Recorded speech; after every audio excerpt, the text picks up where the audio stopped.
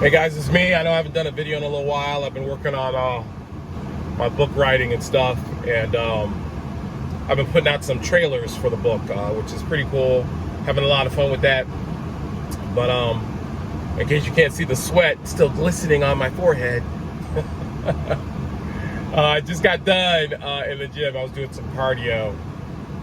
My trainer, loser, overslept this morning. I know I'm gonna pay for that, but that's cool. It's all right. It's all good. But I was already at the gym, and I needed to do cardio anyways. And I wanted to do a topic on soothing the soul, and what I mean by that is directly related to addictions or addictive behaviors or whatnot. Whether you're struggling with anger, depression, anxiety, drugs, alcohol, overeating, workaholic, sexaholic, whatever, there's a dysfunctional behavior that activates and, manipulates when you get that craving, when you get that urge, when you get that itch. You feel like you have to follow through with gambling at the casino, with going to Dunkin' Donuts and getting a dozen instead of like one, with whatever, Netflix, with procrastination, whatever the behavior is.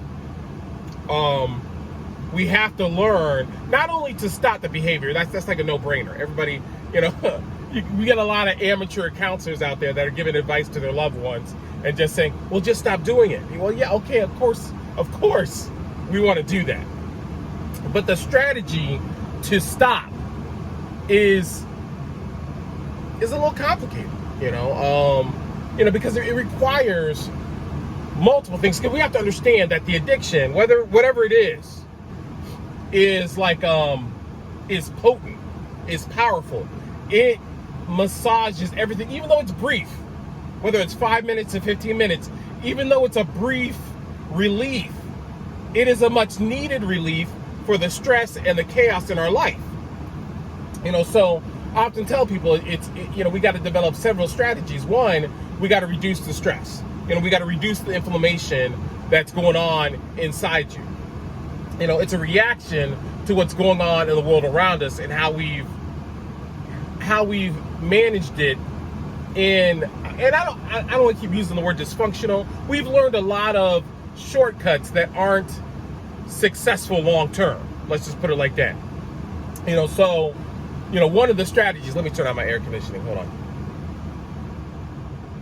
One of the strategies is learning how to soothe your soul, learning how to soothe the itch. It's kind of like putting, what do I got? I got this hydrocortisone on when I got a rash from poison ivy, and I would put that on to stop the itching, to soothe it, to stop it from being inflamed, So you got to think of all the things that are causing you so much significant stress that we've left unmanaged, unmedicated, undone, unhealed. Is that a word, unhealed?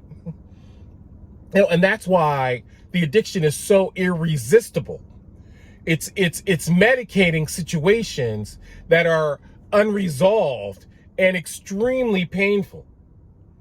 Because those who are close to me, I go to counseling. I got a counselor I talk to like every other week, and it's just great to have someone that I can just kind of lay it all out on, and he has no bias, and he has time for me, and I appreciate that. I know that's what I do for other people. And just understanding that. So he was talking to me and he's like, well, you got to learn how to find other ways to, soothe yourself when you're stressed. Number one, he acknowledged that I'm going under a significant amount of stress. We're trying to buy the house, with what's going on with my family. I've got some situations going on back home, and I can't talk about it because my family is very private about stuff. So just needless to say, just please put me in your prayers. But it is stressful. It just adds another stone on top of the other things that I'm balancing on my plate. I'm still dealing with the IRS. Still haven't got my taxes back yet. And I can laugh about it, but I can't deny the pressure I'm under. And that's just those couple things that I'm talking about. And when I got to talk to somebody about it and just lay it all out, because, a lot of us, we don't want to talk because we don't want to start, we don't want to sound like a whiner. We don't want to sound like a complainer, especially, in my routine. I want to try to keep it on the positive and not magnify my mess. I don't want to magnify, the struggles I'm going through, because sometimes unintentionally that gives it more power, so I just try to stay strength focused and positive based, I know that sounds all new agey, but I just try to stay in my blessings. I just try to stay in my gratitude, just to keep me moving forward, so, when I was talking to my counselor, he said, Will, you got to find, new ways to, medicate your soul, and so I was thinking about it. I was thinking about all the things that re-energized me, that helped me, from, writing. That's why I've been writing so much and working on these trailers. Doing these, I don't know if you guys have seen my trailers, for the book Apocalypse Reckoning 2.0. But I'm having so much fun doing them. It's like I'm my own movie director, and I write the script, I come up with the film, I find the photography, I find the voice actors and the designer, and then we put it all together with music, and it's just magical, man. I mean, you got to check it out.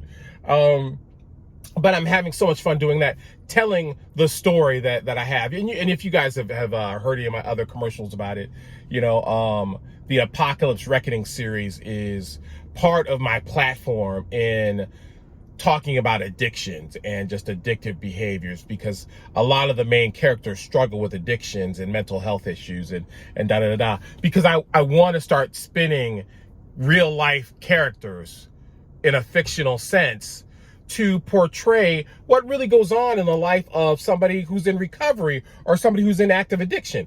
A lot of people today think that we just turn around and just decide to do dope, and that's not the case. So I want to really paint write the story, and it's an exciting, fun story. You guys got to check it out. But that's one of the things I do to de-stress. The other thing is nutrition. You guys, I talk about that all the time. Exercise. I try to stay consistent with my exercise and make the most out of it. I'm gonna go back to hiking and backpacking. I got to figure out a way to get back out into the forest. Part of the reason I'm buying land instead of building a house is because I wanted wooded land so that I could go camping in my backyard. So I'm planning on getting something that's got like at least 5 acres, that's wooded. So me and my grandkids can go out in the backyard and go camping, and my wife doesn't have to worry about me being out in the wilderness all by myself, even though I know I could take care of myself. That's a whole nother story. But those are the kind of things, and I just started making a list of everything that I appreciate, everything that makes me more grateful, everything that re-energizes me. And we have to do that, you guys. We have to begin to understand ourselves deeply. What makes us tick? What makes us burn? What moves us to move forward? You got to start, taking note, instead of just reacting, be progressive in healing yourself. I got so many people out there just drinking Red Bull, going to work, coming home and eating, sleeping, and then they repeat, and then they don't understand why their mind is inflamed with stress, chaos, and drama, because you're not doing anything for yourself. You're the opposite of self-love. It's self-loathing is what you're doing. And when you're in that state of mind, a relapse is inevitable. Dysfunctional behaviors are just going to become commonplace, in your routine. So I'm just, putting that out there for you guys, make the list. Make the list of everything that brings a smile to your face. Okay. And then let's just work it. Okay. All right. Love you guys. I'll talk to you later. Peace.